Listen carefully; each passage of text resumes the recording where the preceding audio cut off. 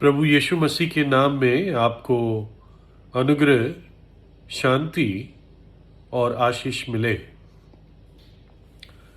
एक इंग्लिश हीरे का व्यापारी व्यक्ति था और उसका काम था कि हीरे वो पैक करके जो उसने खरीदे थे कहीं और से उनको एक्सपोर्ट करता था। और एक बार उसका जो एक्सपोर्ट था वो इंडिया के लिए था और उन हीरों में से जो लास्ट हीरा था वो बहुत महंगा था और वो उसको इंडिया एक्सपोर्ट कर रहा था। तो उसने सोचा कि इसको मैं और थोड़ी और अच्छी पैकिंग दे दूं। अर्थ ये था सुंदरता के लिए नहीं परंतु सुरक्षा के लिए। तो उसके पास एक बाइबल पड़ी थी और पहले भी उसने उसमें से पन्ने फाड़ कर पैकिंग में यूज किए थे। तो इस टाइम भी वो जो जिस भी पेज पे खुला हुआ था वहां से उसने कुछ पेजेस फाड़े और ये आखिरी हीरे को उसने उसमें सॉफ्ट पैकिंग दे दिया, क्योंकि कुछ बाइबल के पेजेस बड़े सॉफ्ट और लॉन्ग लास्टिंग होते हैं। तो यूहन्ना 1 अध्याय, 2 अध्याय और 3 अध्याय तक वो पहुंच गया था, मतलब पेजेस फाड़ फाड़ के। तो उसने जो लास्ट में पैक किया वो 3 अध्याय से था और इस प्रकार से उसने उस पैक्ड हीरो को शिप कर दिया, भेज दिया और वो रवाना हो गए। और जब पैकेज इंडिया पहुंचा तो जो इंडियन ट्रेडर था, जो इंडियन व्यापारी था, भारतीय व्यापारी था, उसने अनपैकिंग शुरू की। और जब वो उस महंगे हीरे पर पहुंचा और इस एक्स्ट्रा पैकिंग को उसने खोल के देखा तो उसको थोड़ा सा अजीब लगा कि ये लिखित पेज कैसे आ गया है। और उसने पढ़ना शुरू किया और उसकी आंखें, जैसे एक पहले भी दृष्टांत में मैंने बताया था घटना में, उसकी आंखें एक ऐसी वचन पे पड़ी जो यूहन्ना 3:16 में लिखा है। और उसमें यह लिखा है कि परमेश्वर ने जगत से ऐसा प्रेम किया कि अपना इकलौता पुत्र दे दिया ताकि जो कोई उस पर विश्वास करे वो नाश न हो परंतु अनंत जीवन पाए। इस बात को पढ़ के वो बड़ा भौचक्का सा हो गया। अनंत जीवन पाए, ये क्या चीज है? ये अनंत जीवन, इसके बारे में मुझे पहले क्यों नहीं मालूम था? ये कहां मिलता है और ये कैसे मिलता है? उसके दिल में बड़ी मानो कि एक अग्निमय भूख सी जाग गई और वो परेशान हो गया कि ये क्या है अनंत जीवन। और तब उसने इस बात को एहसास किया, अगर परमेश्वर ने अपना पुत्र जगत के लिए दिया तो मेरे लिए भी दिया, और यदि मैं विश्वास करता हूं तो अनंत जीवन मेरा है। उसने इस बात को समझा और उसने अपने पापों से पश्चाताप करके प्रभु यीशु पर विश्वास किया। देखिए, जो अंग्रेज व्यापारी था, उसके पास बाइबल थी, जो बाइबल अनंत जीवन के बारे में बात करती है, लेकिन उस अंग्रेज को उसकी कोई वैल्यू नहीं थी।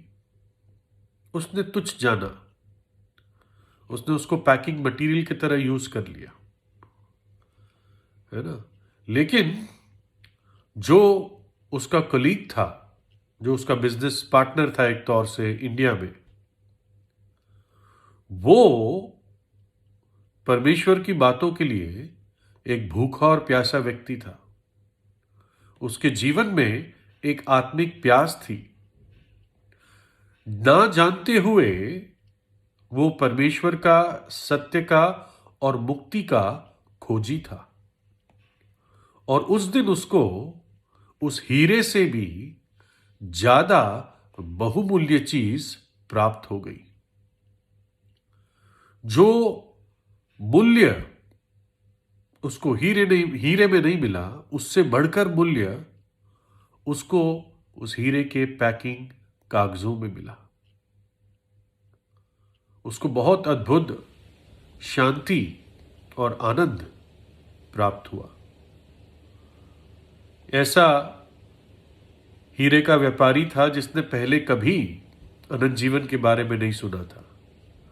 उसके पास बहुत कुछ था। हीरे का व्यापारी अमीर व्यक्ति होता है और बड़े बड़े मार्जिन्स के साथ ये काम करते हैं, और यानी उसके पास संसार में सब कुछ था।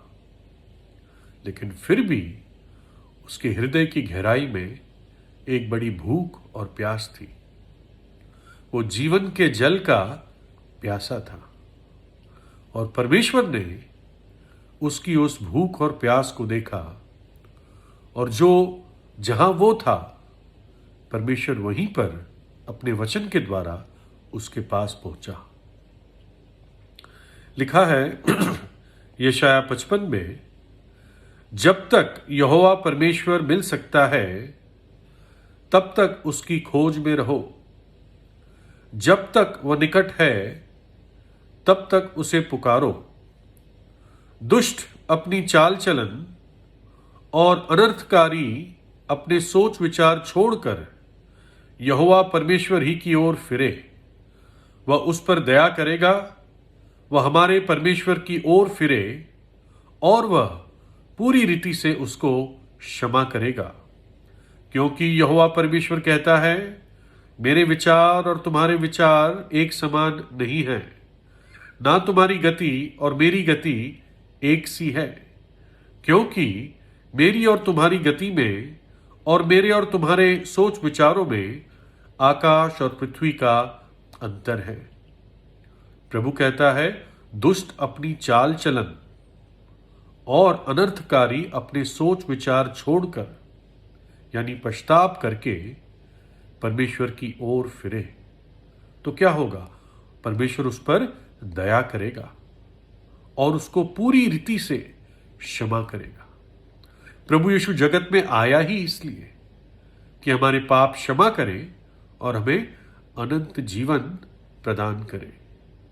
वो पापों की क्षमा देने के लिए कलवरी के क्रूस पर हमारे खातिर बलिदान हो गया, अपना पवित्र लहू बहा दिया और तीसरे दिन मृतकों में से जी उठा। ऐसा समय था, कई देशों में बाइबल बैन थी और लोग बाइबल के पन्ने पन्ने छिपाकर पढ़ते थे, एक दूसरे को पास करके। जैसे अखबार एक कहीं, जैसे कोई चाय की दुकान हो तो एक आदमी एक पन्ना पढ़ लेता है, दूसरा पढ़ लेता है, वैसे बाइबल के पन्ने सर्कुलेट किए जाते थे, छिपकर, और पढ़े जाते थे। रशिया में, रोमानिया में, ईस्ट जर्मनी में, इन जगहों में बाइबल्स बैन थी। आज चाइना में, नॉर्थ कोरिया में, इस्लामिक देशों में आसानी से खुलकर बाइबल ना पढ़ सकते हैं, ना उसका प्रचार कर सकते हैं। लेकिन लाखों गवाहियां हैं जहां पर बाइबल के किसी एक वचन ने, किसी एक वाक्य ने एक व्यक्ति के पूरे जीवन को बदल दिया। वैसे ही जैसे उस इंडियन हीरे के व्यापारी के जीवन को उस एक वचन ने बदल दिया। यूहन्ना 3:16, परमेश्वर ने जगत से ऐसा प्रेम किया कि उसने अपना इकलौता पुत्र दे दिया, ताकि जो कोई उस पर विश्वास करे वो नाश न हो परंतु अनंत जीवन पाए। परमेश्वर आपसे प्रेम करता है और आपको वो अनंत जीवन देना चाहता है।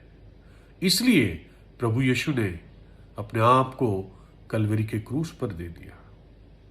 एक शब्द आपके जीवन को बदल सकता है।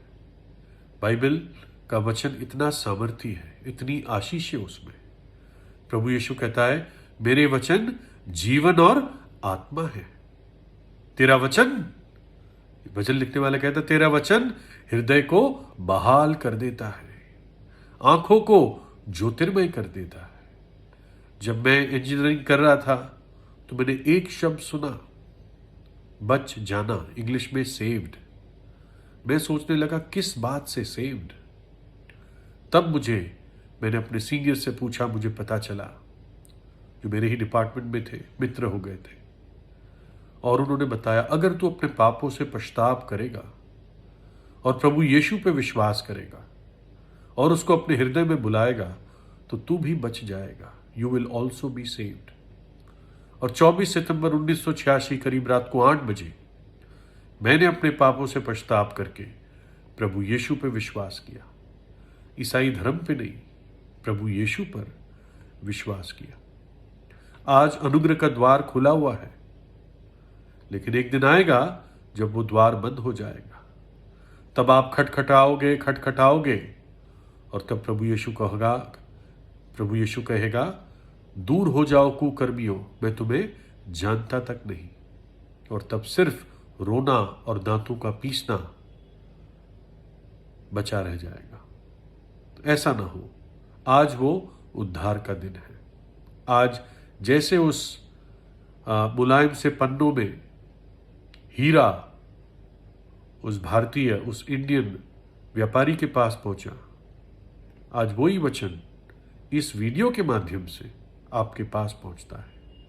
यदि आज परमेश्वर की आवाज को सुनते हो तो अपने हृदय का कठोर ना करो, प्रभु यीशु पर विश्वास करो, अपने हृदय की गहराई में सच्चे मन से उससे प्रार्थना करो, अपने पापों से पछताव करो। प्रभु यीशु आपको आशीष दे।